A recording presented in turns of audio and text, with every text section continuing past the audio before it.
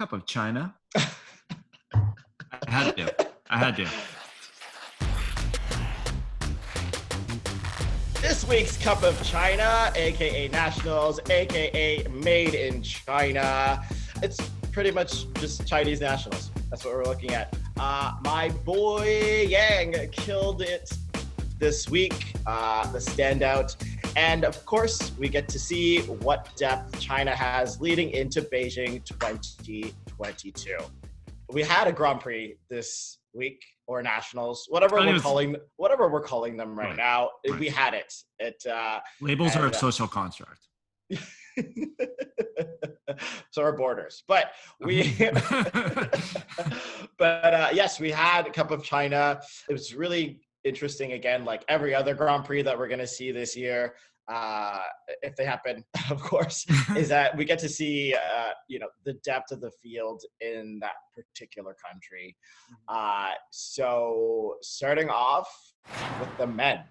Gold medalist, Jin Boyang, silver, Han Yan, and bronze, Chen Hongyi. So no surprise, Boyang was at the top, skated quite a strong free program, beautiful quad leds triple toe.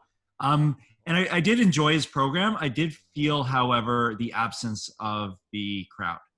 He's very much a skater who interacts with the crowd. He feeds off their energy, especially when he has a program designed to do that.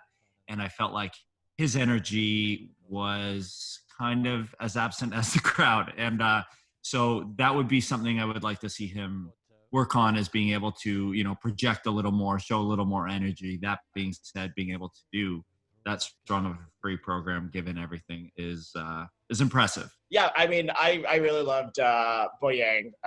His short program was my favorite skate of this weekend. I liked his clock motif that he kept doing, and still an amazing jumper. That quad lutz is fantastic. One of the best in the world right now. Maybe ever. Yeah. I don't know. Mikhail Kolyada, his quad lutz is pretty. Well, you said one of the best. You didn't say the best. So, okay. I mean, come on. Right. Interesting to see the second and third place Chinese men without a quad. Kind of a different look for what we're used to from the men from China.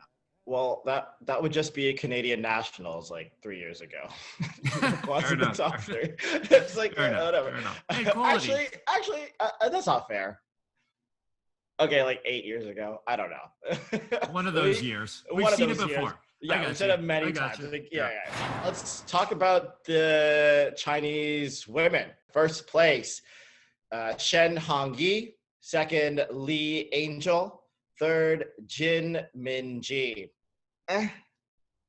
That's my feeling on the Chinese women. The only one is Chen Hongyi. She's the only one who actually scored triple digits in the free program. Huge jumps, nice, strong skater, a little bit 2-footy some places, but the only one with actually an international caliber I'm seeing. And I was actually quite shocked that the depth of field in China was actually this shallow for the women. I guess. Yeah, it's been a while since we've seen a strong competitor in the women's event from China. And it's kind of surprising moving into the Beijing Olympics, which are coming very quickly. Obviously, they're in a rebuild, but they've got to rebuild a little quicker with the Olympics coming. Yeah, you definitely got to get going, because women's skating is one of the most popular sports at the Winter Olympics, and the host country definitely wants to have a good showing, and right now it's not looking like that. But they got time. They got 2 more years, so maybe we'll see some superstars soon. Let's move on to the pairs. So gold medalists, Peng, Chong, and Jin Yang. Silver medalists, Wang Yu Chen and Huang Yi Hong. And bronze medalists, Zhu Daizifei and Liu Yohan. First off, kind of weird to only see 3 Chinese pairs at an all-China event. Su and Han not there. They decided to sit this one out after he's recovering from hip surgery in April. They've had a lot of surgeries. Mm-hmm. It is amazing that they keep recovering and winning worlds. They're pretty incredible. But very interesting to see so few pair teams coming out of China, and also kind of a weak field for their standard of pair quality. This event was the Peng and Jin show. We know this team. I thought they skated really well. Just one double toe from her in the free program. I've really grown to love this team. They were both fantastic pair skaters with their previous partners, but I think this matchup is actually the best suited for both of them. They've really grown as a team. We've seen them show some range in terms of the types of programs they do. I love this free program. I find her face comes alive more when they skate to something more playful and fun. But I was really impressed to see him emote, and they were really paying attention to their details. With the absence of Sui and Han in this event, these guys look world class. I mean, their score was enormous. Whether it was bloated a little or not, I mean, it's basically a national championship. So, it was obese bloated, yes. Yeah. a little bloated, yeah. a little festively plump. But just China boost their team. But you know what? Their qualities are fantastic. And they're super, super polished. And I'm loving the maturity coming out of them. The other two teams, the silver medalists, super young, 15 and 18, looking like a junior team like they are. They are their national champions in junior. They were fifth at the Winter Youth Olympics earlier this year. She's actually quite tall for a pair skater. I haven't seen a female pair skater from China that tall since Dan Zhang, when Zhang and Zhang skated together. And then the third place team, very junior look, still have a long way to go. You can see it in their score, not racking up many points. I think just really happy to be there and get that type of experience. Which is the other thing too, like the skaters, like a lot of them, it was like their first international, their first Grand Prix. I know, especially in like the ladies. So still really big moments for them, and time to develop as always, because skating is a long distance sport, not a sprint. So lots to look forward to, and China's always been strong in Paris, so I have all the faith that they'll build a really good base. Ice dance podium, first place, Wang Shiyue and Lu Xinyu.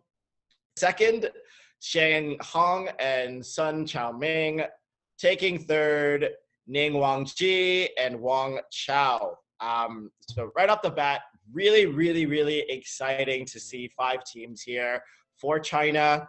It's always great to see another country developing their dance program. For so long, it's been dominated by Europe. And then in the last decade or so, North America has been in the conversation and dominating as well. As much diversity in podium finishes and within the field of ice dance is always welcomed. Obviously, the standouts here, the gold medalists, Wang and Lu, kept both programs from last year. Their Charlie Chaplin for the rhythm dance and their Black Swan for the free. I felt last year was a breakout year for them, coming fourth at this Cup of China last year and second at a Finlandia trophy with these 2 incredible programs, really showing their growth. However, in this event at this Nationals Grand Prix, they did score an 84 in the rhythm dance and a 122 in the free dance, which would put them on par with, the top teams and like almost vying for a medal at Worlds. Good as they are, as much as they improved, medal contenders for Worlds, they are not. But again, it's COVID. I say give everybody inflated marks. Everyone deserves a win. It's been a year. So some highlights for me, again, that sliding movement in their free dance, really using their height differential to their advantage. That curve lift in the Hydra Blade, the entry where she literally does a high jump because she has to onto his 2-meter shoulders, and then somehow he gets all the way down into a Hydra Blade. I couldn't do that if I was that tall. I don't know. I mean, that's not my life. But I'm really happy they kept both programs. The team in Montreal is doing a great job with them. Second and third, again, lots of time to develop, need more development. I think they've both been together for about 4 seasons. And just looking a little bit junior, they don't have the same expression and flow and the seamlessness. But again, exciting to see China really putting energy behind the dance program in that country. So good on them. Well, that's been our very interesting Cup of China episode for you. It's nice to have some skating to talk about. Still a bit bizarre to see a Grand Prix with only one country's, skaters represented, but also interesting to see some different skaters from China, ones we are not accustomed to seeing. And so I knew two people. yeah. Two teams or a few people. A few people, four people. Faces. Two yeah, teams. 4 people. Yeah. But we are going to be back next week. It's supposed to be International de France. That is canceled, but we will have content for you guys. It will be fun. And make sure you subscribe. Thanks for watching this episode and supporting us because we love skating too. We do. Stay healthy, stay sane. We all love you. Thank you.